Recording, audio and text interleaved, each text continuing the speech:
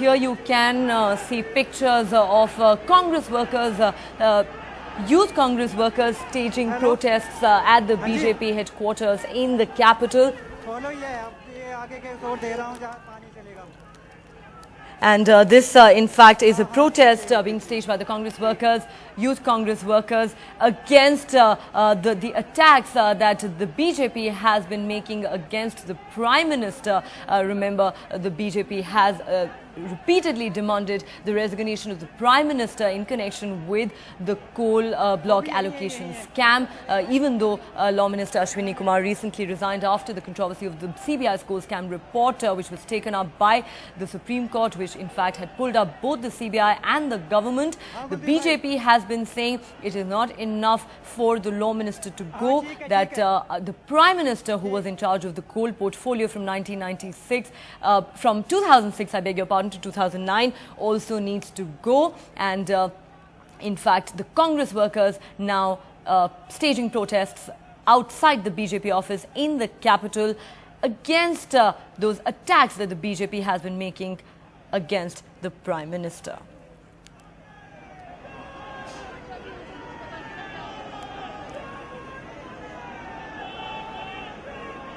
You can in fact see those flag-bearing Congress workers staging a protest outside the BJP headquarters in the capital, returning the compliment in a sense, because we have seen youth BJP workers in the last few days repeatedly staging protests in the capital, even trying to march to the Prime Minister's residence just a few days ago, demanding the Prime Minister's resignation over the coal scam. And the Congress, in a sense, retaliating today with its youth workers staging similar protests against the BJP's attack on the Prime Minister. Of course, the Prime Minister has come in for very, very personal attacks by the BJP in connection with the coal allocation scam, with the BJP saying that the Prime Minister was in charge of the coal portfolio from 2006 to 2009, and this is the period which is in fact under the scanner. It is during this time that several questionable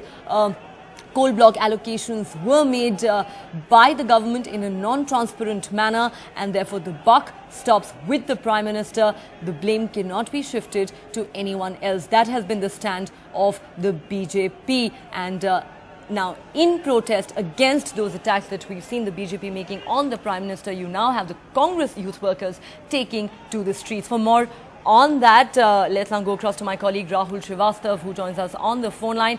Rahul, as I was saying, this is in a sense the Congress returning the compliment. In the last few days, we've seen BJP protesting, demanding the resignation of the Prime Minister, and now you have the Congress youth workers protesting against the BJP. Yeah, it's not just the BJP, the congressmen returning the BJP's attacks on the Prime Minister. Just a couple of days ago, the BJP's Yuva Morcha leader, Mr. Anurag Thakur, and his activists had actually tried to gherav the Prime Minister's residence. And they had staged a very noisy protest, and the police had to ensure that the Prime Minister's residence, which is one of the most secure places in the country, remains unaffected. And it is perhaps the congressmen trying to show that if the BJP can, why can't the Congress? And they have, it seems that they have timed their arrival at the BJP headquarters pretty well, because it seems that they seem to know that Mr. Rajnath Singh, Mr. Arun Jaitley, Vasundhara Raje Scindia are planning a press conference at the BJP headquarters at 1 o'clock. And given the fact that the leaders are yet to come, this assumes significance that one will wonder whether how will the leaders arrive for the press conference. But the fact is that it is something which earlier, say a decade ago, never used to happen in Indian politics. That there used to be demonstrations, but there were specific zones where the demonstration will happen. But parties never used to attack each other's headquarters in terms of demonstrations. But this is a trend which has started over the last few years. And it seems now that the Congress party also has woken up and is trying to register its protest against the manner in which the BJP, one, has been attacking the Congress top leadership. Not only that, but has been demonstrating at the Congress's establishment, like be it the Congress office or the Prime Minister's residence. Right, Rahul, in fact, as we speak, we can see pictures of, we're told, at least 200 protesters who've gathered outside the BJP headquarters in the capital. There is heavy police presence. Water cannons are also on standby. Of course, one would hope that these protests remain peaceful. Rahul, as you mentioned there, this does indicate a new trend in politics, as it were, with the Congress and the BJP staging these kind of protests against each other, taking to the streets. And this is also indicative in many ways of the standoff that we've seen between the two parties, especially on the issue of corruption, the kind of logjam that we've even seen in Parliament, with session after session being completely washed out. So this does, in a sense, indicate that there really, at the moment, seems to be no way ahead. Neha, it's not a crisis in terms of a way ahead. It is basically extremely competitive politics where there is a breakdown of relationships between the government and the opposition. And be it inside Parliament, where we saw that session after sessions are getting washed out, and there has been extreme agony for the chairs in both the houses. And not only the problem that there have been disruptions, continuous disruptions, but it seems that there is no effort on any side to actually unwind or step back and see what exactly needs to be done or start getting to the negotiating table.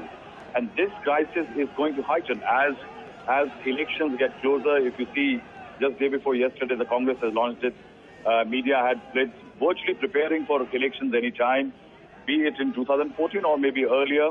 And also, the BJP also realizes that the elections are crucial, and it has to keep pressing the point that this is a government which is in a sense of disarray. So both the narratives are clashing right now. And in this clash, there seems to be no conversation between the two. And it again raises a question that with 2 and 3 very crucial pro-public Aam Aadmi legislations in the pipeline, what's going to happen to the next session of Parliament? And that is why there is talk of ordinances, which actually means that there is a complete sense of breakdown with Rajasthan and other states going to elections. In fact, today's press conference will be a BJP's counter to the naming of the leader of opposition of the BJP in the Rajasthan Assembly, Mr. Gulab Chand Kataria, who was the Home Minister at the time of the Sohrabuddin encounter. He has been named by the CBI in the charge sheet as the second high-profile BJP politician after Gujarat Home Minister Mr. Amit Shah. So one can see that confrontation on virtually every issue and a breakdown.